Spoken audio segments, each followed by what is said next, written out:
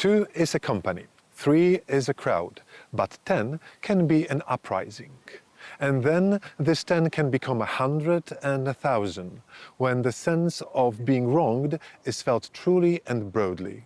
Today, I'm going to tell you about an event which started as a plot of a young group of Polish soldiers and then transformed into a national uprising, the November Uprising.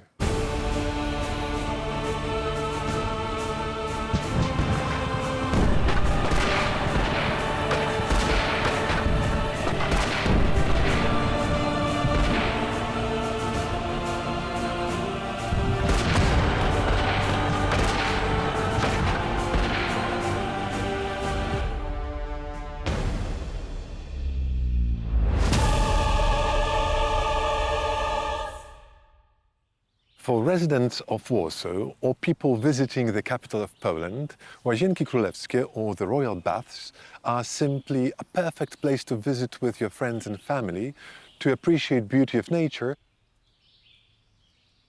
or to listen to the music of Frédéric Chopin. But in the middle of the 19th century, in this park, the seeds of revolt against the Russian Empire were planted, and it was here where the November Uprising began.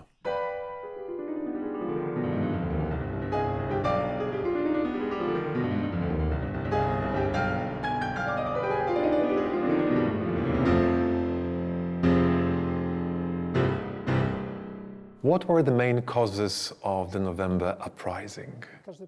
Every uprising ignites when discontent brews, finding its outlet in the streets, in revolutions, or in sheer chaos. The main reason for the discontent within the Polish army, which sparked this uprising, was the prospect of the Polish army being used to suppress revolutionary movements in France and Belgium. This led the soldiers, who didn't want to die fighting someone else's fight, decided to die for their homeland instead.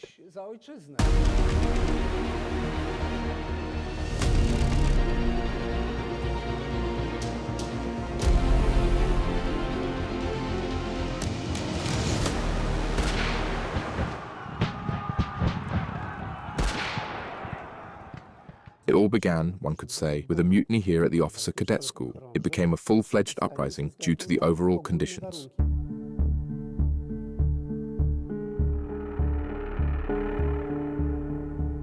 A conspiracy, previously formed within Polish patriotic circles, was uncovered by the Tsarist police, leading to imminent arrests. Tsar Nicholas I showed no leniency, determined to quash any national liberation movements with force. When we examine the parliamentary court, the highest tribunal of the time, which judged members of the patriotic society, it concluded that the pursuit of independence should not be punishable. For these young cadet officers, who were the driving force behind the movement that led to the uprising, this verdict effectively granted them legitimacy. Fighting for the homeland was not a crime.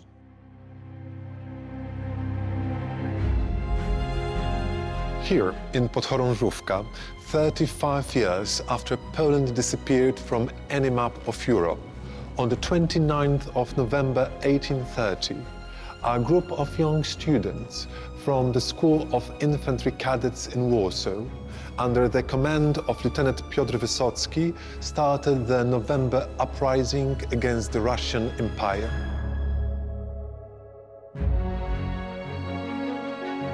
They were young and willing to fight, but were they prepared to bring independence?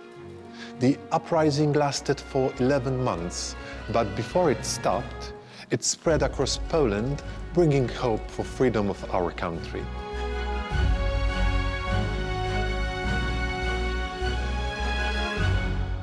So what happened that people started joining the uprising?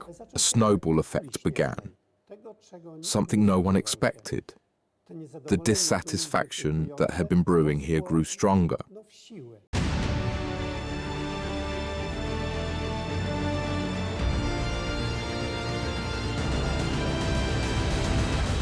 Above all, it was the dashed hopes once placed in the Kingdom of Poland, Since the fall of the Kościuszko Uprising, we had been effectively stripped of statehood.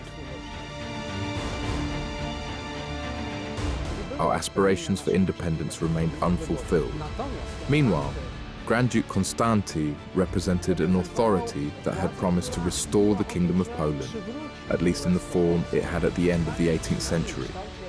But it soon became clear he had no intention of keeping those promises. At the same time, the uprising coincided with what could be called Russia's political and military setbacks. It became apparent that Russia was not the invincible opponent it was assumed to be, struggling even against the little Turkey. Consequently, we, who prided ourselves on being among the finest soldiers, concluded that we could prevail.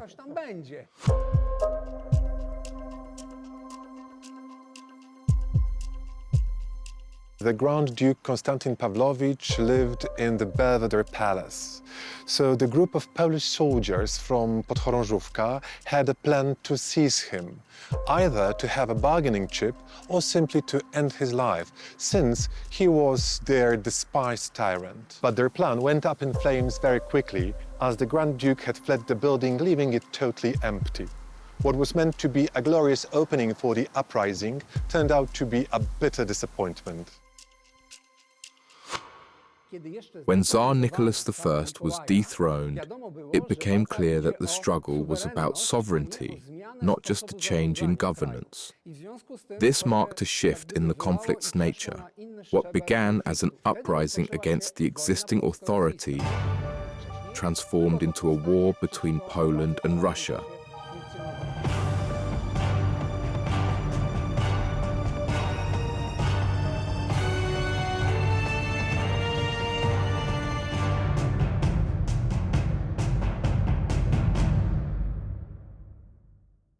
What were the most important actions and battles during the November Uprising? The first major clash was what we can symbolically call the Battle of Olszynka Grochowska. It was one of the larger armed engagements in Europe at the time. One could say that since the Napoleonic era, Europe had not witnessed such a large battle.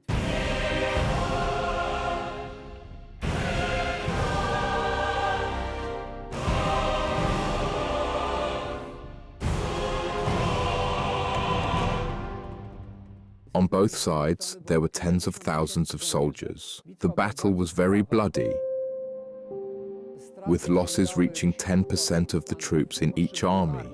It raged with varying fortune for several days along a front stretching several kilometers, from Warsaw to somewhere beyond Ostrołęka. It was indeed a large, spectacular battle, a clash of two armies, neither of which achieved a decisive victory. It is important to note that during this battle, rockets were used on such a scale in Europe for the first time.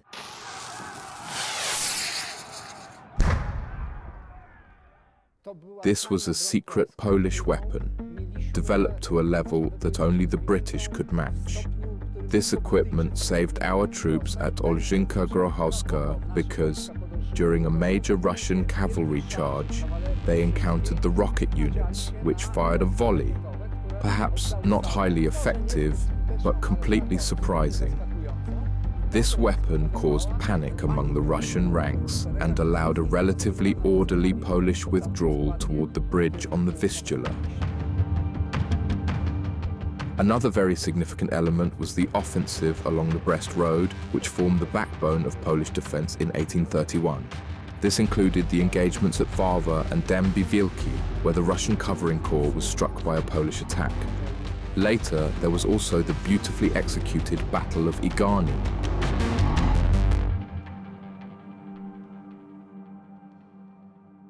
They say that if there is a will, there is a way.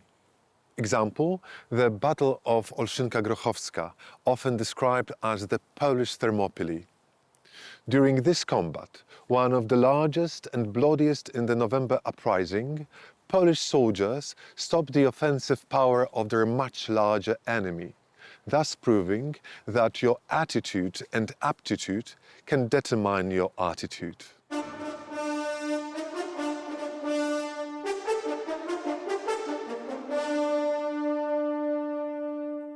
What lesson can we learn from the November Uprising, which can be related to the modern movements for the independence and self-proclaiming? The uprising did not end when the fighting stopped.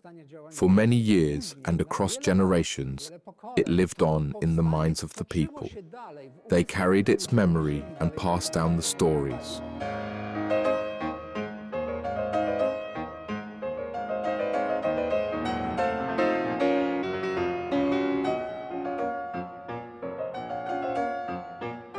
The legend of this uprising grew far larger than that of any previous revolt, particularly in the eyes of Western Europe. For Mickiewicz's generation, the final fall of Poland was not in 1795. It was in 1831.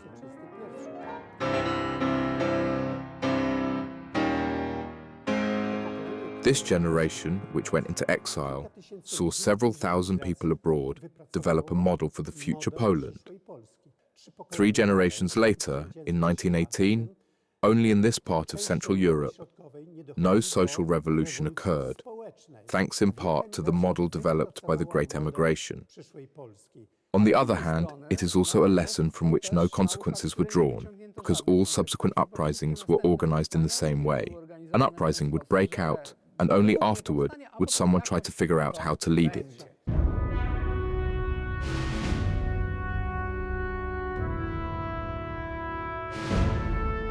What started as an independent spirit of a group of people in Warsaw soon crossed the border of the city and became a cloud of patriotic emotions.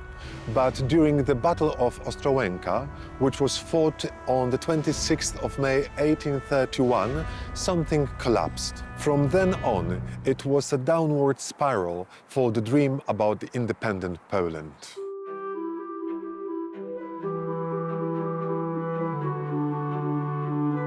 What is more important in fighting for independence, diplomacy or combat? Diplomacy can only be conducted when you have some arguments based on concrete achievements, resources, or capabilities. If you don't have them, why would the opponent seek an agreement through diplomacy? If we were to compare Polish and Russian forces, Of course, the Russians have a larger army, and their command is more experienced than ours. Our advantages, however, include fighting on our own territory, which allows us to draw strength and resources from it. The uprising initially came as a huge surprise to the residents of the Kingdom of Poland. But over time, the flame of the uprising spread across the kingdom. And generally, Poles tried to support it. Consequently, the Russians faced enormous difficulties here. what happened in the Battle of Ostrołęka? The plan, presented by Prądzyński, was to defend the Narew River line at Łomża and Ostrołęka. Prądzyński wanted the main forces stationed at Łomża, a smaller detachment at Ostrołęka, and depending on where Dybicz attacked, the second detachment could strike him from the rear. Like any plan, it looked excellent on paper, but unfortunately, its execution failed.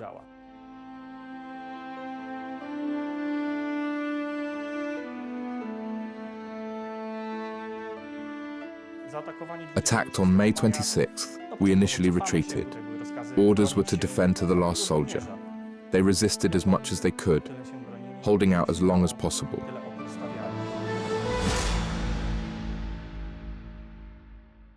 The Russians advanced past our troops, capturing the town and crossing the bridges, creating a huge problem.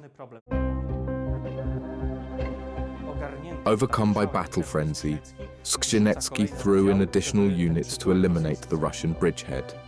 This is roughly how the battle unfolded from noon until 7 p.m.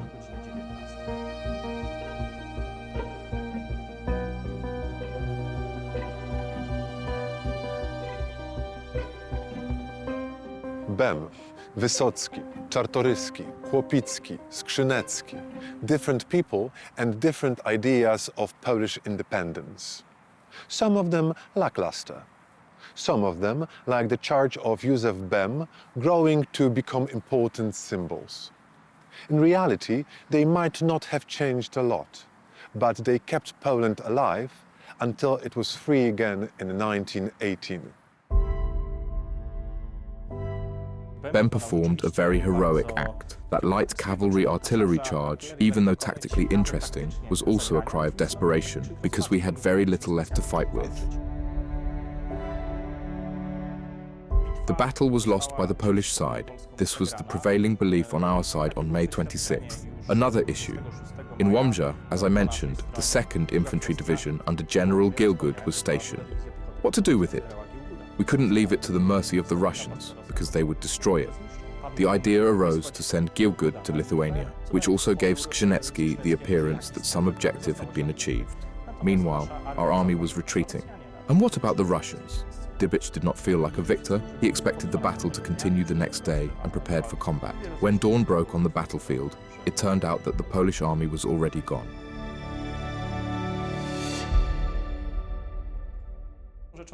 It's important to emphasize the heroism of the soldiers, because even the Russians noted in their memoirs that both sides fought very bravely. If the Russians highlight it, it must have been a truly tough, fierce engagement.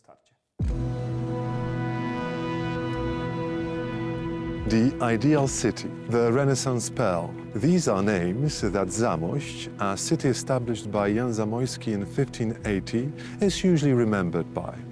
But I would also add a fierce fortress and a resilient bastion, since it was the last line of defense and the final stand in the November Uprising.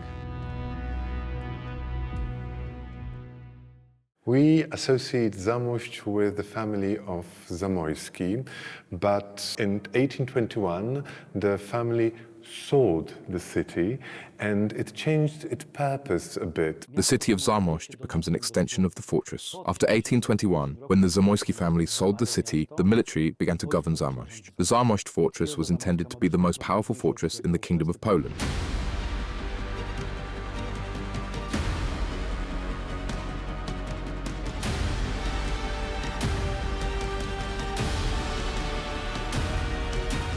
This is something exceptional. These walls demonstrate the city's strength. The fact that it was an impressive fortress played also a crucial role in the November Uprising. At the outbreak of the uprising, it was one of the strongest fortresses of the Republic. People speak of Modlin and of Zamość. A comparative measure could be, for example, the number of cannons. At that time, the Congress Kingdom Army had 260 cannons, 200 of which were in Zamość. This shows that it was a central hub for the development of military. Wow, that seems very, very impressive. But when did Zamość join the November Uprising? Very quickly. On December 5th, 1830, it is said that Zamość would join the uprising. Of course, the commander of the Zamość garrison, General Hertig, refused to join. He was completely subordinate to Grand Duke Konstanty and did not participate. But young officers with considerable experience argued that this was the moment when Zamość truly needed to be part of the uprising. It was to serve as a place to bring in troops from the Austrian partition, stock supplies, and at the same time hold at bay the Russian units operating nearby. At the beginning of this war, about 79,000 soldiers were mobilized. The Zamość garrison always counted around 4,000 soldiers.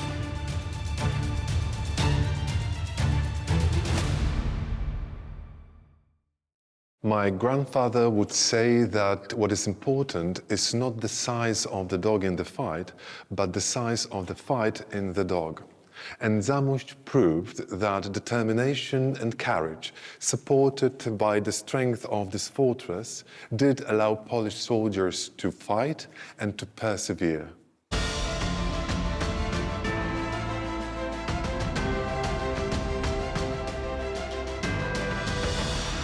When did the first battle start here? It's hard to speak of a first battle here. The fortress's strength was a deterrent. More accurately, units from Zamość went out to pacify the surrounding area. Troops from Zamość captured Hrubieszów and Janów Lubelski. Russian generals and commanders in the area kept their distance from the Zamość fortress because its artillery could inflict serious damage, so it was better not to approach. This situation continued roughly until the outbreak of the full-scale war in 1831.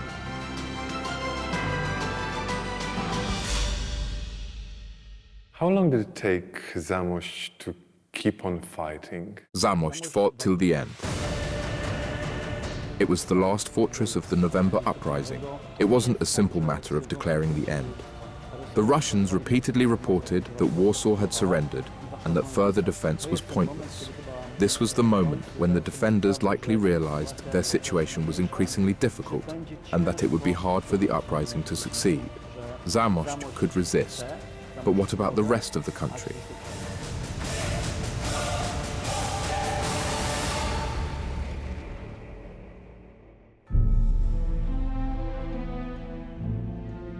The Zamość fortress surrendered on honorable terms. On December 22nd, the soldiers were allowed to march out of the fortress with their personal belongings. Officers retained their weapons. This was a very honorable approach, recognizing the courage and valor of the Zamość garrison. And ancient Roman philosopher Plato claimed that we are twice armed when we fight with faith. And the defenders of the Zamość fortress were armed with their belief that the November Uprising could prevail. And they were ready to fight till the very end, and surrendered only when they realized that the uprising came to an end. Is it still a reason to be proud for the residents of Zamość that it was the last bastion of the November Uprising? If there had been more places like this, if the Republic had been better prepared, perhaps the uprising could have succeeded. Even today, we are proud that for over a year, Zamość was such a formidable point for the occupiers that they preferred to avoid it rather than confront it directly. Visiting battlefields and sites of the November Uprising, I have one thought running through my head. Had we won, would it have been a David against Goliath scenario, or rather a Pyrrhic victory? I guess we will never know. But what we know for sure is that the November Uprising is one of the most important events in Polish history.